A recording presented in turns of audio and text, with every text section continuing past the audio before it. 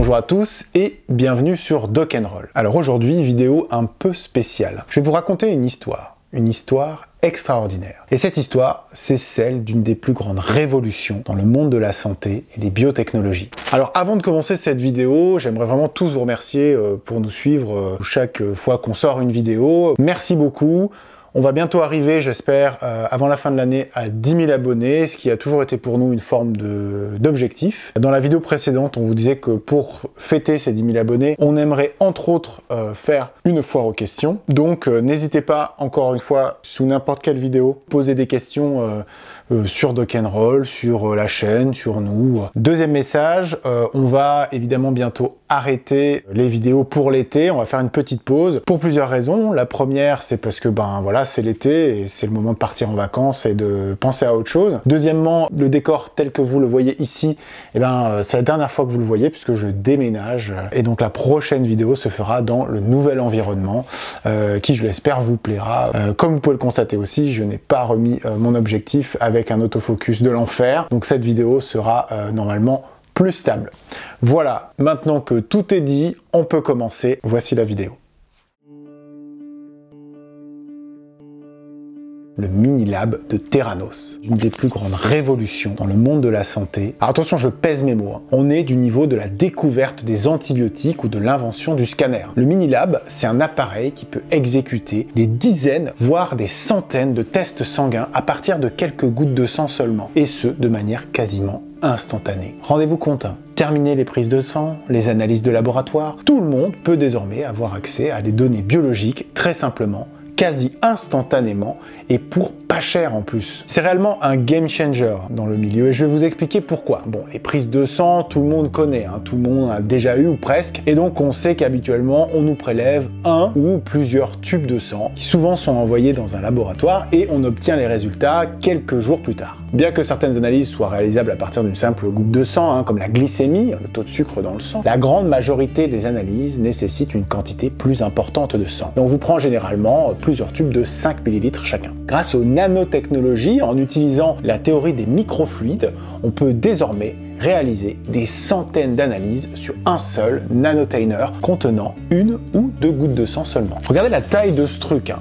Une petite piqûre au bout du doigt et le tour est joué. L'histoire de Theranos est unique dans le monde des biotechnologies et elle a commencé au début des années 2000. En moins d'une décennie, sa fondatrice, Elizabeth Holmes, a réussi à lever des centaines de millions de dollars pour développer son idée révolutionnaire, changer la façon de conduire les tests sanguins. Plus rapide, plus facile, moins douloureuse et moins coûteuse. Rappelons-le, la santé et donc les analyses sanguines sont très chères là-bas aux États-Unis et les patients les payent en grande partie. Grâce au fonds des investisseurs, le travail de recherche et développement et d'ingénierie est donc plutôt rapide, hein. Les processus de test sont mis au point, plus perfectionnés, les machines sont upgradées et la dernière génération est enfin disponible pour le grand public américain en 2010 lorsque Theranos signe un partenariat exceptionnel avec le groupe Walgreens. C'est une immense chaîne aux États-Unis, il y a environ 10 000 pharmacies. Walgreens va installer des machines d'analyse express dans leurs magasins qui permettent à tout un chacun d'obtenir des résultats de tests sanguins en quelques minutes pour quelques dollars. Et si vous n'avez jamais entendu parler de cette histoire et que vous vous demandez quand est-ce que cette technologie révolutionnaire arrivera en France et en Europe, eh bien sachez que tout ce que je viens de vous résumer a eu lieu entre 2003 et 2018 et qu'Elizabeth Holmes a été jugée fin 2022 et condamnée à 11 ans de prison.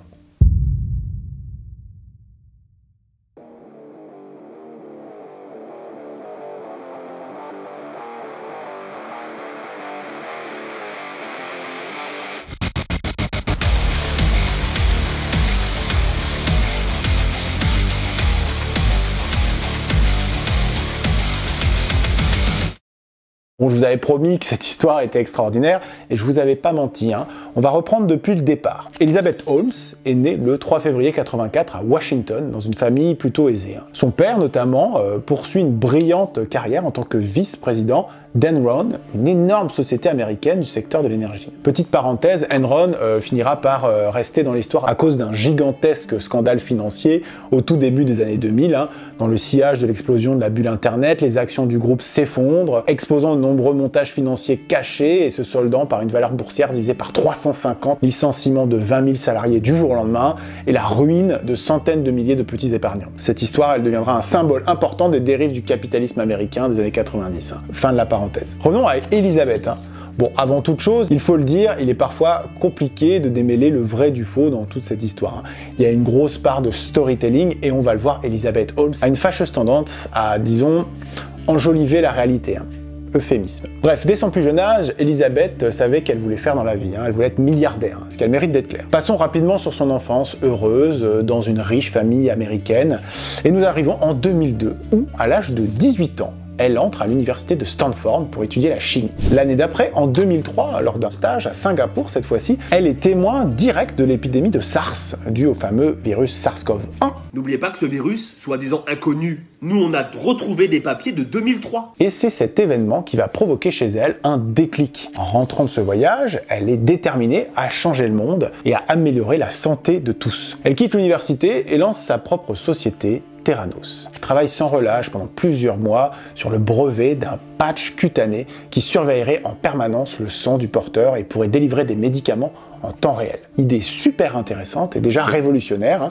N'oublions pas que c'était il y a 20 ans. Alors avoir des idées c'est bien, mais aux États-Unis, pour aller plus loin, il faut surtout de l'argent. Je possède des thunes, je suis à l'aise financièrement. Et elle a beaucoup de mal à convaincre les investisseurs à la suivre, étant donné qu'elle n'a aucun diplôme et qu'elle n'a passé que quelques mois à l'université en fait. À ce moment-là, arrive un coup de pouce du destin puisqu'elle reçoit l'aide d'un de ses anciens voisins ayant fait fortune grâce à Internet et qui investit $1 million dans sa société. Je possède des thunes, je suis à l'aise financièrement. Tout en développant son projet, elle continue à faire le tour des investisseurs de la Silicon Valley et à force de persuasion et d'un peu de chance aussi, elle arrive à lever en tout $6 millions en un an. Joli. Durant cette année, elle fait évoluer son idée. Terminer le patch, désormais, les examens sanguins se feraient via un système révolutionnaire. Au lieu de prélever plusieurs tubes de sang dans une veine à l'aide d'une aiguille, puis d'envoyer les résultats dans un laboratoire qui font tourner d'énormes machines pour obtenir des résultats dans les jours suivants, les patients n'auraient qu'à piquer le bout de leur doigt pour obtenir une simple goutte de sang qui, via une petite cartouche et des nanotainers, serait analysée immédiatement dans une machine de taille réduite. People don't even know that they have a basic human right to be able to get access to information about themselves and their own bodies that can change their lives. Les résultats seraient alors envoyés par Internet à un laboratoire dédié qui les interpréterait en temps réel et les renverrait en quelques minutes. Cette machine révolutionnaire, c'est le challenge. En effet, elle devra contenir différents appareils d'analyse, notamment un microscope, une centrifugeuse, une caméra, un appareil à ultrasons, un spectrophotomètre, un détecteur fluorimétrique, etc., etc. Et ces appareils devront tous être de taille réduite. Elle propose donc de réaliser cet exploit grâce à des nanotechnologies. Et c'est là que les problèmes commencent. Tout d'abord, les différents composants étaient tous confinés dans une machine de petite taille et cela a créé des interférences entre eux, notamment à cause de la chaleur ou de l'activité électrique. Sur le papier, cela rend le concept même d'un tel appareil quasiment physiquement impossible. Premier problème. Ensuite, pour un volume suffisant pour effectuer les différents tests, les quelques gouttes de sang prélevées vont devoir être diluées pour effectuer les analyses. Mais genre, beaucoup diluées. Et plus les échantillons sont dilués, et bien moins les résultats sont précis. Deuxième problème. Pour que son système fonctionne, Theranos aurait donc dû faire des découvertes majeures sur à peu près tous les domaines des biotechnologies. Et cela en 3 années seulement. Ce n'est bien entendu pas le cas et Elizabeth le sait très bien. Mais elle décide à ce moment-là de mentir et d'annoncer à la presse, aux investisseurs et au grand public des premiers résultats exceptionnels. En 2006, Elizabeth Holmes charge son équipe d'ingénieurs de designer un nouveau prototype pour une seconde génération de machines nommée Edison. Elle espère que ça réglera au moins en partie les problèmes rencontrés pour son prototype. Elle demande alors à ses employés de travailler 24 heures sur 24, 7 jours sur 7 pour accélérer son développement. Parce que clairement, il y a du retard. Alors forcément, les chefs d'équipe sont un peu réticents. Réaction d'Elizabeth, elle embauche une deuxième équipe d'ingénieurs chargée de la même tâche, créant ainsi une compétition interne à l'issue de laquelle l'équipe qui perd sera virée sur le champ. On est sur du management radical là, hein. Et c'est également à ce moment-là qu'Elizabeth insiste auprès des autorités pour que des tests puissent être pratiqués sur de véritables patients, ce qui, vous le comprenez bien, pourrait avoir des conséquences gravissimes. Rapport au fait que ces machines ne sont pas fiables pour l'instant, hein. On parle de 12 patients examinés sur 100 qui ont reçu des résultats corrects. Bof. Pour obtenir ces autorisations, elle maquille donc les résultats des tests effectués par les machines de Theranos. Au calme, et ça marche. Enfin, ça marche hein, pour les autorisations. Mais la même année, le directeur financier de Theranos découvre qu'Elizabeth a menti sur les performances de leur appareil et lui demande logiquement d'arrêter immédiatement. Mettre en danger des malades, c'est franchir la ligne rouge. Elle le vire le jour même, sans ménagement, et ne réembauchera plus jamais de directeur financier pour l'entreprise. Et là, ce qu'il faut bien comprendre, c'est que personne à Theranos ne sait exactement tout ce qui se passe dans l'entreprise. Tout est cloisonné. Chacun a accès à une partie seulement des données. Personne n'a les résultats complets. Personne sauf Elizabeth. Ce qui lui permet de manipuler les chiffres, de s'arranger avec la vérité, de changer de discours en fonction des différents interlocuteurs et au final, de tromper tout le monde. L'enquête révélera également qu'Elizabeth était obnubilée par Steve Jobs. On le voit d'ailleurs sur sa façon de s'habiller, hein. Elle appliquera nombre de ses principes dans sa propre entreprise, jusqu'à déplacer le jour des réunions du conseil d'administration au mercredi, comme c'était le cas chez Apple. Dans ce conseil d'administration, elle évincera scrupuleusement toutes les voix discordantes au fur et à mesure du temps, s'entourant le plus possible de yes men qui ne remettront presque jamais sa parole en doute, ce qui contribuera à la longévité de ses mensonges. Son charisme et son pouvoir de persuasion ont également joué un rôle important. Par exemple, quelques années plus tard, lors d'une réunion extraordinaire du conseil d'administration ayant pour objet le renvoi d'Elizabeth, lorsque plusieurs membres ont découvert que les projections financières de Theranos étaient basées sur des données totalement fausse et inventée, elle est donc conviée à cette réunion, hein, notifiée de son licenciement, puis elle prend la parole et arrive à retourner la situation en sa faveur et reste finalement en place à la tête de l'entreprise. Peu de temps après cette réunion, Elizabeth licencie toutes les personnes qui avaient alerté sur ses problèmes graves et qui voulaient la voir partir. On est maintenant en 2009 et Sunny Balwani, en couple avec Elizabeth, rejoint l'entreprise en tant que numéro 2. Il n'a que peu de connaissances dans le milieu médical et même s'il se vante d'avoir écrit des millions de lignes de code pour Microsoft, les développeurs chez Theranos se rendent rapidement compte qu'il n'y connaît quasiment rien et qu'il n'a clairement pas le niveau pour diriger la partie software. Mais il n'est pas vraiment là pour ça, hein. Elizabeth l'a embauché pour un autre de ses talents, il sait comment contrôler les gens. Il applique des techniques de management par la peur, licencie énormément de monde sans raison valable et obtient en quelques mois seulement une emprise extrêmement importante sur tous les employés de Theranos. Et cela dans le but de maintenir le silence de tous quant aux résultats de l'entreprise. En 2010, beaucoup d'argent arrive dans la Silicon Valley, hein. C'est une période d'investissement géant, surtout dans toutes les sociétés du web, Facebook, Twitter, Uber. Et c'est cette année-là que Safeway et Walgreens, deux immenses chaînes de pharmacie américaines, se rapprochent d'Elizabeth Holmes avec l'idée de créer des centres de soins dans leurs magasins, incluant le système d'analyse révolutionnaire de Theranos. Elle leur propose une formule clé en main. 192 tests sanguins différents disponibles grâce à leur technologie et à leur machine d'analyse Edison. Et toujours les mêmes promesses, hein. Quelques gouttes de sang suffisent, résultats disponibles en quelques minutes pour un coût réduit. Je vous mets d'ailleurs là la brochure qui présente les différentes analyses disponibles pour les USA. Et franchement, c'est pas cher du tout. Le problème, c'est qu'à peine la moitié de ces examens étaient théoriquement possibles à cette époque et encore moins étaient réalisables avec les machines Edison en l'état. Mais pas de problème pour Elizabeth qui, en réunion, arrive à convaincre les représentants de Walgreens avec pour seule preuve d'efficacité présentée un article de la Johns Hopkins Medical School qui s'avéra plus tard n'être qu'un résumé de 2 pages d'une réunion où Elizabeth leur présentait ses résultats et donc pas du tout un article scientifique ni une étude en bonne et due forme. Alors Walgreens, c'est pas non plus des idiots, hein. Ils se sont bien entendu rendus compte de la fragilité de ces résultats, mais par peur de perdre un marché immense et certainement aussi grâce au talent de persuasion d'Elizabeth, hein, ils ont signé ce partenariat sans même avoir vu une seule machine en fonctionnement. Bien évidemment là, Elizabeth se rend bien compte des difficultés qui vont arriver lorsque les machines seront lancées dans tout le pays. Elle lance alors le développement de sa 3e génération de machines Theranos,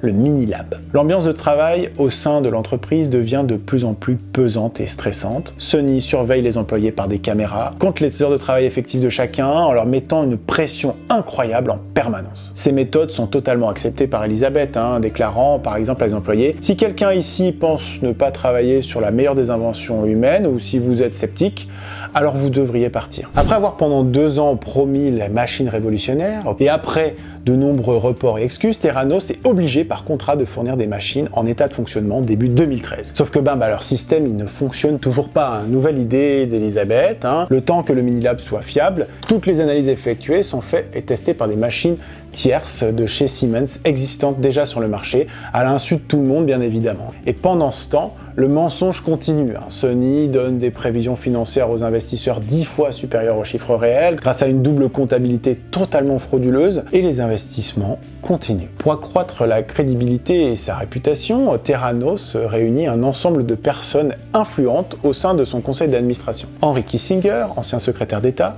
George Shultz, ancien secrétaire d'État et ancien secrétaire du Trésor américain, James Mattis, ancien secrétaire à la défense US. Ils soignent aussi leur connexion politique, notamment avec les Clinton. You founded this company 12 years ago, right? Yeah. Tell them how old you were. I was 19.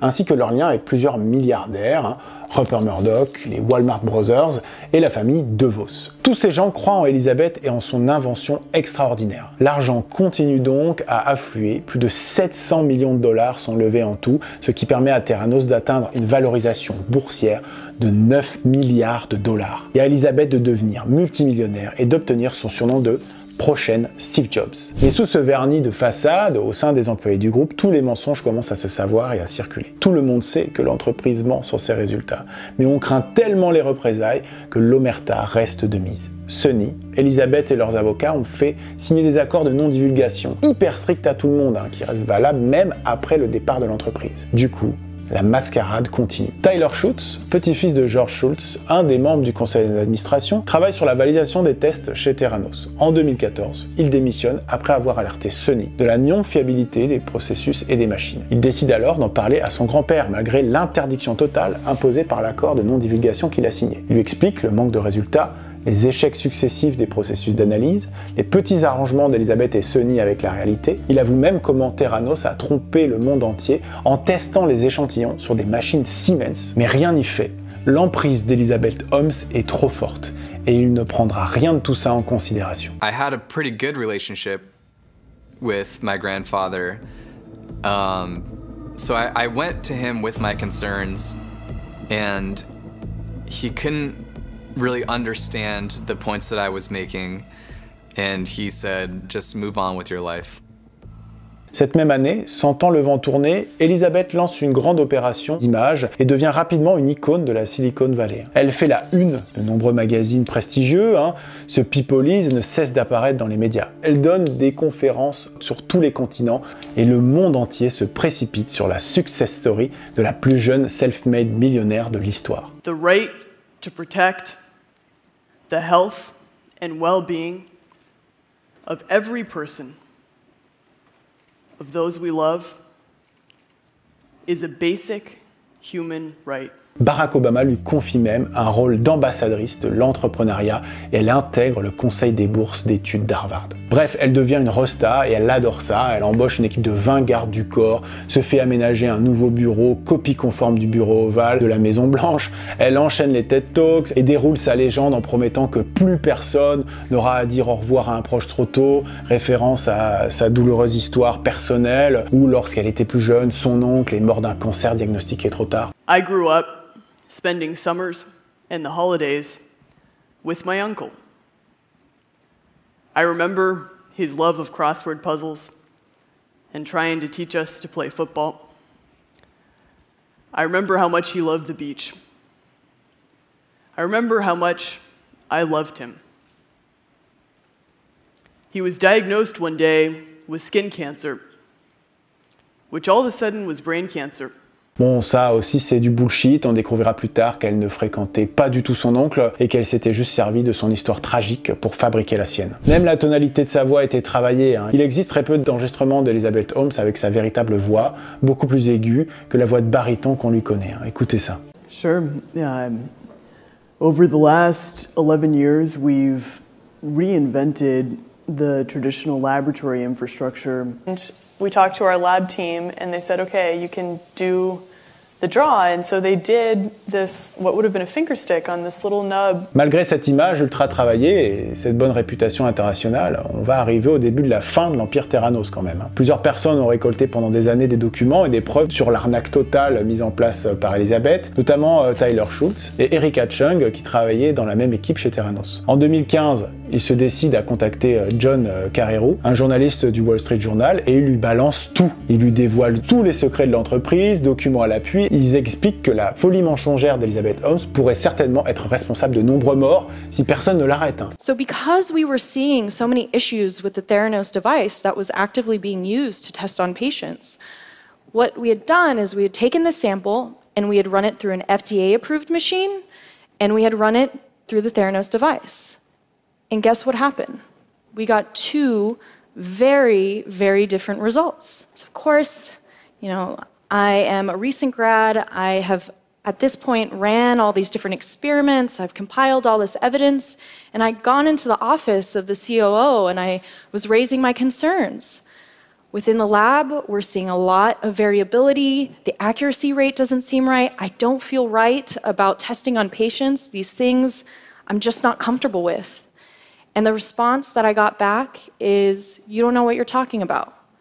What you need to do is what I'm paying you to do, and you need to process patient samples. Il démarre alors une grande enquête sur le sujet. Pendant plusieurs mois, ils interrogent de nombreux anciens employés qui témoignent auprès de lui des agissements et des manigances d'Elizabeth et Sonny. Bien entendu, Theranos ne va pas se laisser faire. Les détectives privés sont embauchés pour suivre tous ceux qui sont suspectés de pouvoir témoigner. Des attaques en justice sont lancées envers tous ceux qui ont parlé aux journalistes. Des menaces de procès et des intimidations pleuvent sur tous les autres employés. Plusieurs lettres sont envoyées à la rédaction du Wall Street Journal, menaçant de procès si l'enquête n'était pas enterrée définitivement. Elizabeth utilise toute son influence et va même jusqu'à contacter personnellement Rupert Murdoch, qui est le propriétaire du Wall Street Journal et actionnaire chez Theranos, rappelez-vous, pour qu'il intervienne et mette fin à l'enquête de John Carreyrou. Celui-ci refuse, disant qu'il a entièrement confiance en sa rédaction. Elizabeth continue son opération de com et de lobbying. Elle multiplie les apparitions à la Maison-Blanche, essayant de gagner du temps, mais malheureusement pour elle, côté Theranos, les technologies du Minilab n'avancent pas. Les tests sont toujours aussi foireux. Theranos organise également des sessions de présentation de sa machine auprès des VIP, surtout les investisseurs, qui viennent au siège de l'entreprise où on leur pique le bout du doigt pour leur prélever une goutte de sang, et pendant qu'Elizabeth fait l'article de sa technologie révolutionnaire, une équipe de techniciens est dans la pièce à part, analyse l'échantillon sur d'autres machines pour fournir des résultats corrects. Même Joe Biden, alors vice-président des États-Unis, vient visiter les locaux de Theranos. On lui présente un laboratoire flambant neuf, mais totalement fake, construit juste pour sa visite. Il en ressortira en disant que c'est le laboratoire du futur et qu'Elizabeth Holmes est une personne inspirante et que le plus impressionnant est que non seulement vous rendez des tests sanguins plus accessibles à tous, mais aussi beaucoup moins chers, tout en gardant les mêmes standards de qualité. Et en octobre 2015, ce qui devait arriver arriva. L'article de John Carreyrou est publié dans le Wall Street Journal, et là c'est le drame, c'est une véritable bombe.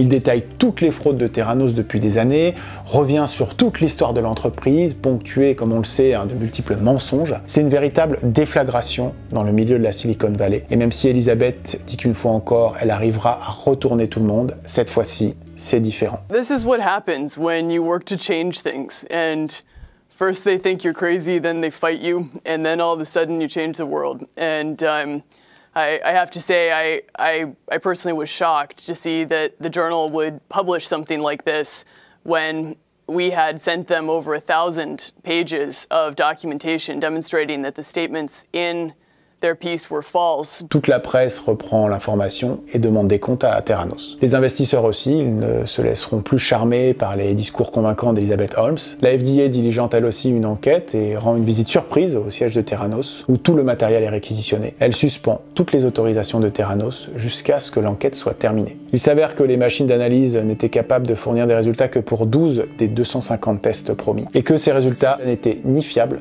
ni reproductibles. Game over pour Elizabeth et Sonny. D'ailleurs, ils se séparent. Enfin, plus précisément, Elizabeth rompt avec Sonny et le vire de Theranos, essayant de lui faire porter la responsabilité des mensonges de l'entreprise. Une enquête criminelle est en route et les investisseurs portent plainte les uns après les autres. Certains patients également portent plainte. Il y en a pour des centaines de millions de dollars de préjudice. Pendant les 3 ans d'enquête, Elizabeth Holmes ne s'excusera à aucun moment elle parlera de simples erreurs qui pourraient être réparées. Lors d'interviews, elle continuera même à affirmer que son invention fonctionne et qu'il ne lui faut qu'un peu de temps pour affiner les réglages de ses machines. And so yes, now we have a huge number of tests that are available through our lab. But instead of charging $10,000 for them, we're charging $2.99. C'est à se demander si elle ne croyait pas réellement à tous ces mensonges. Elisabeth et Sonny savaient donc tout depuis le début. Ils ont menti au monde entier, à leurs clients, à leurs investisseurs, aux contrôleurs de la FDA, à leurs patients, à leurs employés et à leur conseil d'administration. Il s'avérera que personne d'autre ne sera jugé responsable, ne serait-ce que d'avoir pas vu ou compris ce qui se passait en fait. L'emprise et la manipulation d'Elisabeth sur tout le monde étaient telles qu'à la fin, elle possédait 99,7% des votes de son conseil d'administration et que personne n'osait la contredire sur aucune décision que ce soit. Rien ne semblait pouvoir l'arrêter, prête à tout pour arriver à son objectif, peu importe ce qui se mettrait en travers de son chemin pour réaliser son rêve de petite fille, devenir milliardaire. Et elle a réussi d'ailleurs. En 2015, sa fortune est estimée à 4,5 milliards de dollars. Elizabeth Holmes, symbole absolu de fake it until you make it, a perdu la totalité de sa fortune, a été inculpée en 2018 pour 12 accusations de fraude et d'association de malfaiteurs. Elle a plaidé non coupable à son procès qui s'est tenu fin 2022. L'accusation a demandé une peine de 50 années de prison, alors que la défense a plaidé pour un maximum de 18 mois. Elle écope finalement d'un peu plus de 11 ans de prison ferme, qu'elle a commencé en mai dernier. Sonny lui a été condamné à 13 ans de prison et ils doivent solidairement rembourser près de 452 millions de dollars. Jusqu'où ce mensonge aurait-il pu aller s'il n'y avait pas eu ces lanceurs d'alerte et si ce journaliste ne s'était pas intéressé de près à cette affaire? Ça, on ne le sait pas, mais toujours est-il que cette histoire a eu le mérite de lancer de nombreuses réflexions sur les questions éthiques et sur les risques liés aux startups spécialisées dans les technologies de la santé. Voilà, j'espère que cette vidéo un petit peu différente de d'habitude vous a plu. Dites-le nous en commentaire d'ailleurs. Il me reste donc encore une fois à vous demander de vous abonner à la chaîne. Comme je vous disais au début de cette vidéo, on va bientôt arriver aux 10 000 abonnés, c'est assez dingue. Et sinon, comme d'habitude, partagez cette vidéo, mettez un pouce bleu, ça nous aide. Sur ce, je vous laisse, à très bientôt. Keep on in, keep on rocking.